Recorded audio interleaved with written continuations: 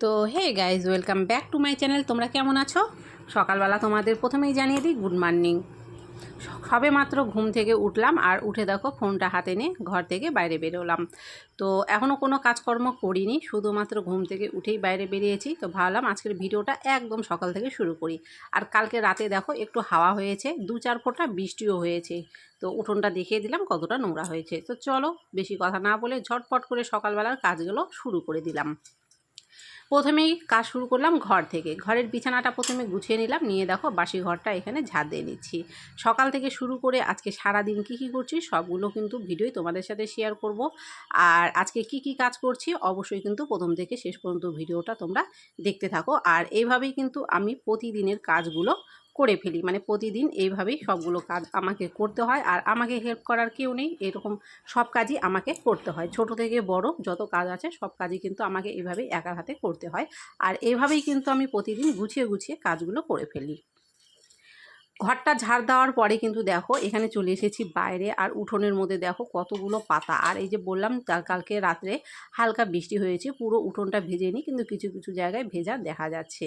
তো যাই হোক, দেখো কতগুলো পাতা। আর কালকে একটু হাওয়া হওয়ার কারণে অনেকগুলো ছোট ছোট আম কিন্তু গাছ থেকে পড়ে গেছে। এই দেখো ক্যামেরা চলাকালীন দেখো গাছ থেকে আবারও একটা আম কিন্তু একদম ক্যামেরার সামনেই পড়লো।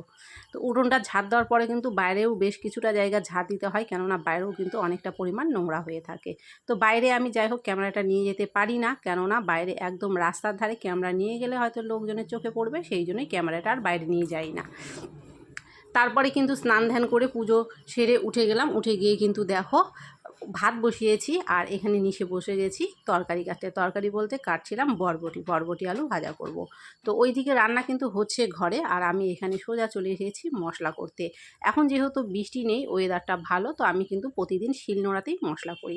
যখন বৃষ্টি হয় অসুবিধা হয়, শিলনোড়াতে মশলা করতে আসতে পারি না, তখন কিন্তু আমি মিক্সার গ্রাইন্ডারে মশলাটা করে নিই। না হলে কিন্তু রোজ দিন আমি এভাবেই শিলনোড়াতেই মশলা করে ফেলি। আর আজকে রান্না করেছিলাম বেগুন ভাজা, বরবটি আলু ভাজা। এখানে এনেছিল পাবদা মাছ এক বেলার জন্য, সেই পাবদা মাছটা হালকা করে ঝোল করেছিলাম। আর এখানে করেছিলাম পুঁই ডাঁটার চচ্চড়ি। তো কথা হচ্ছে রান্নাবাড়ি হয়ে যাওয়ার পরে আজকে আমার আবার মাছ এনে হাজির করেছে। আর এগুলো হচ্ছে পুঁটি মাছ। দেখো পুঁটি মাছ যে এত বড় বড় হয় আমি এর আগে দেখিনি। হ্যাঁ, কিছুটা বড় দেখেছিলাম, কিন্তু এত বড় বড় পুঁটি মাছ হয় এর আগে আমার দেখা হয়নি, আর কি দেখিনি আমি।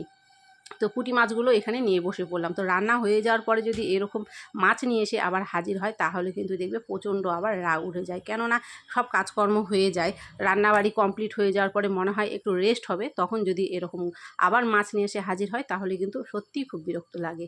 তো যাই হোক, মাছটা নিয়ে আসার পরে আর কি করব, ফেলে দিতেও তো পারবো না। মাছটাকে কেটে ধুয়ে নিলাম আর এখন গ্যাসটাকে মুছে নিচ্ছি। যেহেতু সব কিছু হয়ে গেছে, মাছ ভাজাটাও করে নিয়েছি, তো মাছ ভাজাটা আমি আর দেখাতে যাইনি।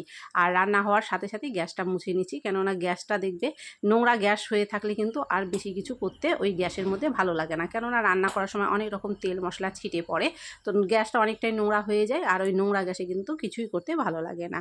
এইদিকে সকালের কিছুটা বাসন মাজা ছিল, তো কয়েকটা বাসন উঠিয়ে নিয়েছিলাম, আর কিছুটা বাসন ছিল সেগুলো উঠিয়ে নিয়েছি। আর গামলাটার মধ্যে আছে তরমুজ, তো একটা গোটা তরমুজ ছিল, আমরা খেয়েছি আর এটা রেখে দিয়েছি। তো এটা হয়তো রাতে খাওয়া হবে, তো সেই জন্য এটাকে রেখে দিয়েছি, এটা ঘরে ঢুকিয়ে দিলাম।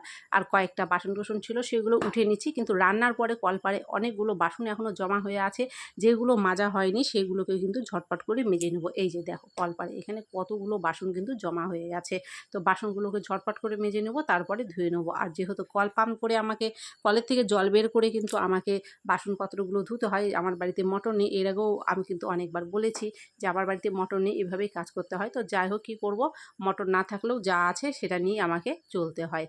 তো এরকম করে কিন্তু দেখো প্রথমে বাসনগুলো মেজে নিচ্ছি, তারপরে কিন্তু ধুয়ে নেব।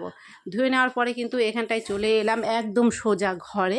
আর ঘরে কিছু জামা কাপড় কিন্তু দেখো এইদিকে 19-20 হয়েছিল, মানে ঘরটাও তো একটু এলোমেলো হয়ে থাকে, সেটাকেও কিন্তু গোছাতে হয়।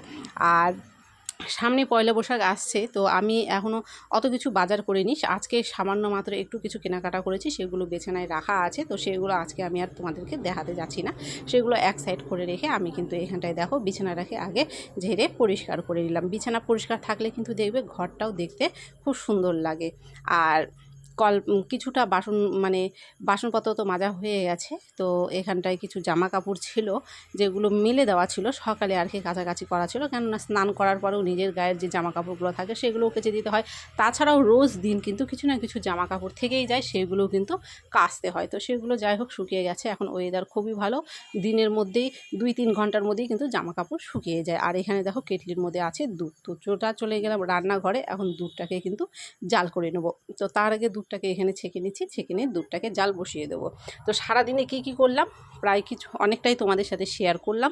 তো কেমন হয়েছে ভিডিওটা অবশ্যই কমেন্ট করো, ভালো লাগলে অবশ্যই লাইক করো, চ্যানেল সাবস্ক্রাইব না থাকলে অবশ্যই চ্যানেলটিকে সাবস্ক্রাইব করে দিও। আর তোমরা কেমন আছো অবশ্যই আমাকে কমেন্ট করে জানিও। আর তোমরা পয়লা বৈশাখে কে কী বাজার করলে অবশ্যই কিন্তু জানিও।